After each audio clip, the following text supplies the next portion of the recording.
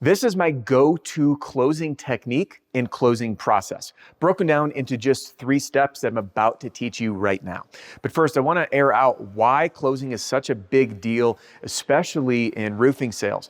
Well, the reality is, and this is a strong opinion, and you may disagree, but I believe that about 80% of roofing salespeople, based on my experience training tens of thousands, they don't ask for the business. They get to the end of the appointment and they shift into nice guy mode, and they're just afraid to be pushy or salesy or sleazy. And the reality is that salespeople struggle with 2 things. Some people say it's a fear of rejection. I really don't buy it. We get rejected all day, every day. What really is the issue is the internal battle that we face. Many people are afraid to ask for the business because they're afraid to come across as being salesy, as being sleazy, as being pushy, or being high pressure. And because they're afraid of coming across this way, they don't ask for the business because they don't want people to perceive them like this. And then we feel like we're not being authentic to our true selves. So what I'm going to teach you right now is a closing process, my closing process, in 3 steps that will work for you if you're someone who is anti-closing, afraid to ask for the business, or just quite frankly, don't know how. But wait, one more thing, because I know in the comment section below, I'm about to hear about an assumptive close or the closeless close or techniques where we just guide the homeowner through the process and we never really ask for the business. And yes, those can be wildly effective programs, but I've found some pitfalls with that process.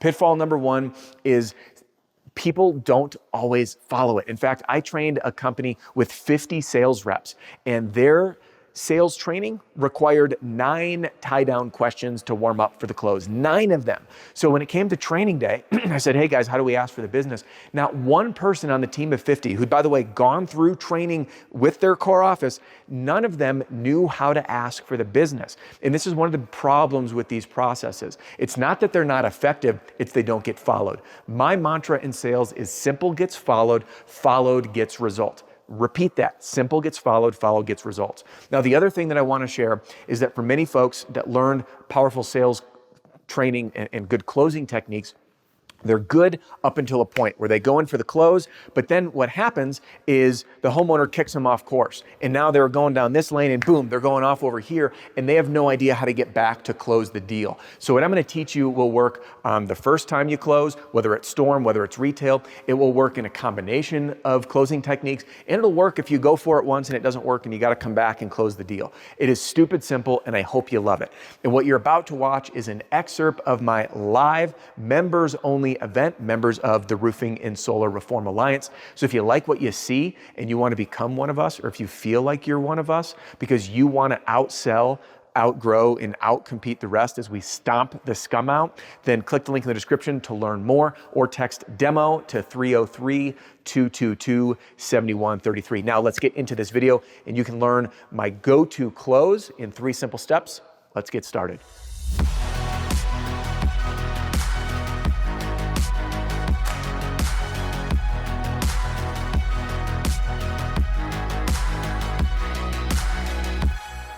What does it take to make steak taste good? Heat, right? Like a filet mignon. Yep. Cody, you like filet. What's it take to make filet taste good? Cook it. What's it take to make wild boar taste good? How about this? Thank you. Eddie had it better. Nothing can make it taste good. Tilapia. A lot, right? Like does anybody like, man, I'm just craving some tilapia right now? No. Like tilapia is nice if it doesn't taste like itself. Is that fair? Yeah. That's any fish. Well, no, it's not true. I've got to take you out to some good places. Yeah, we're going out. Eat some mahi-mahi, some Chilean sea bass. Come on. Tilapia requires a bunch of ingredients. Filet mignon requires next to none. There are some closing techniques, which, by the way, we got a great list. Was this the one? Or no, we moved it over there. Where'd they go? They're over there. There and here. These are all fantastic closes. However, there's a problem that I just want to highlight for all of us. You guys may be on it, but we just need to be aware of it and understand how this process works. When I ask for the business, if we end up getting derailed with questions or with a not yet, and they're thinking about it, most people do what? leave the house. Yep. So they learn the close. They're like, well, I tried. I said, hey, which option's best for you, a check or direct deposit? Well, you know what? We need to think about it. And then they're like, yeah, what is it you need to think about? And then we go through conversation like, okay, cool. Well, I hope you guys have a good decision-making process. See you later. Because guess what they couldn't do? Get back to do what? Closing. Close trial 2. Close trial 3. There's a fallacy in sales training. Close hard, close early, close often. Why? Because if you go in for the close when someone still has questions, unconscious or conscious, you will not get the business, period. Then, as Bear said yesterday, the difference between being pushy is when you're now focused on your best interest versus theirs. So they say, whoa, whoa, whoa. No, you didn't even tell me how the process works.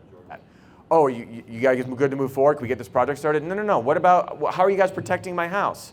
Oh, I answered that. How about now? Now that, again, that's pressure. That's pressure in a pushy sale. So again, most folks will use these. They don't get the yes right away because questions come up and they can't loop back to the close. So what I want to teach you is what I call the filet mignon close. Some of you guys have heard this before. This should be redundant for many, but repetition's powerful. Do you ever reread the same books? Which one? Do you ever reread the same books? Yeah. Oh, yeah. You see what he said that? Which one? Like that? Like it doesn't? Yes, I do. So as, who was it over there? Who had mentioned the close? Actually, Phil, I think it was you. I want to tee up the close because I do not ask for the business until all the questions have been cleared. Question 1, do you have any questions for me? Oops, I just put have and any in one word. Do you have any questions for me? I always ask this first. Hey, do you have any questions for me so far? Because if they do have questions and I go in for the close, I'm getting rejected, period. Yep. Number 2, does this all make sense?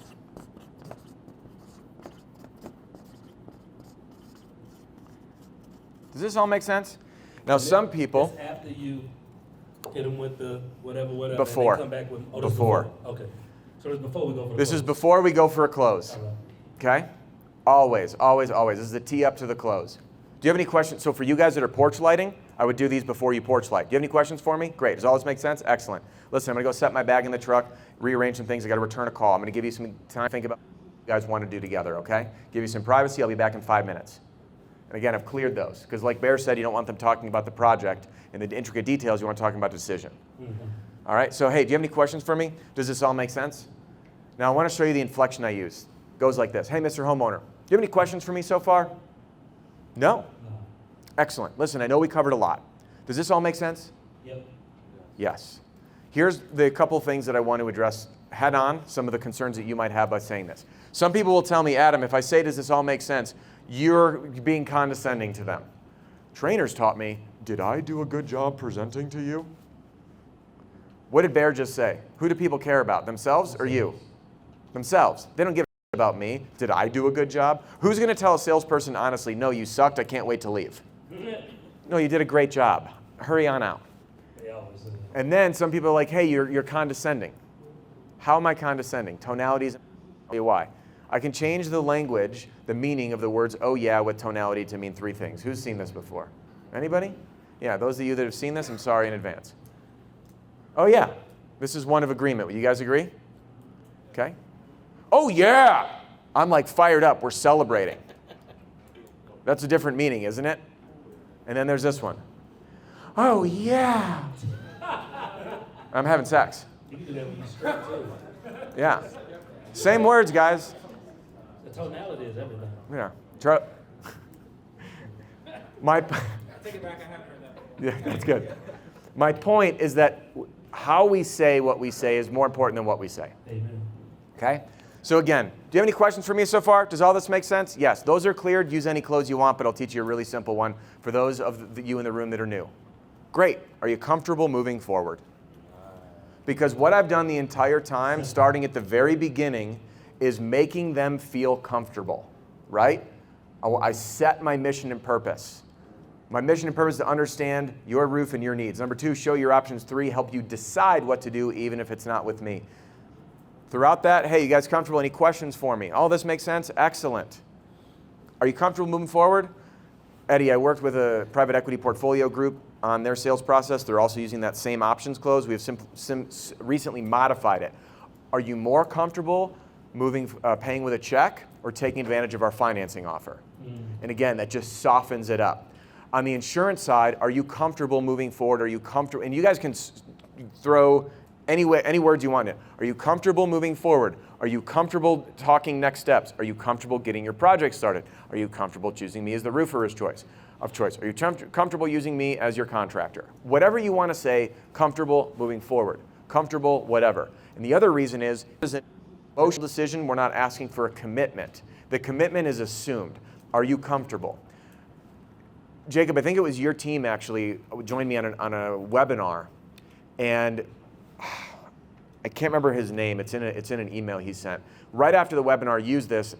That was you. Cole, it was you. You used it right after the webinar, didn't you? Yeah. I've used it every day. Dude, I love it. By the way, thank you. Now that you're here, I wish I put two and two together. That screenshot is in my presentation. I blurred out everyone's last name, and after I teach this, I'm like, within 2 hours of the webinar, close the deal, worked like a charm, I think was the language that you used. Work like a charm. Did I make that up? No, yeah. That was pretty close. I think what it said. Yeah, work like a charm. So, Three questions you started using? the comfort close. Yeah, are you comfortable moving forward? Okay. Now, here's the cool part. This is a closing technique that stands on its own like filet mignon. Because the homeowner says, not quite yet, what about our pool? How are you guys going to protect that? Hey, you know what? We're going to do X, Y, and Z, all that. And then I reset from the beginning. Mr. Homeowner, do you have any other questions for me? No. Excellent. Does everything make sense? Yes. Great. Now are you guys comfortable moving forward? Well, I have this real big bush in the back of my yard. Yeah. My wife loves. We've had it for 20 years. Yeah. Or the Italian imported statue that you crack, which we did. Or the Italian imported marble table that we cracked because something vibrated and fell on it, which we did. Yeah, all those special items. Now, that's why I teach that to all the new people, because it is stupid easy. It does not. Does that feel pushy at all? Nope. No. The fear of rejection, you're just going to need to get over. But guess what? It's the easiest way to ask. Are you comfortable moving forward? You do a good job making people feel comfortable, they say yes. And then you say, great, all we need is an autograph right here.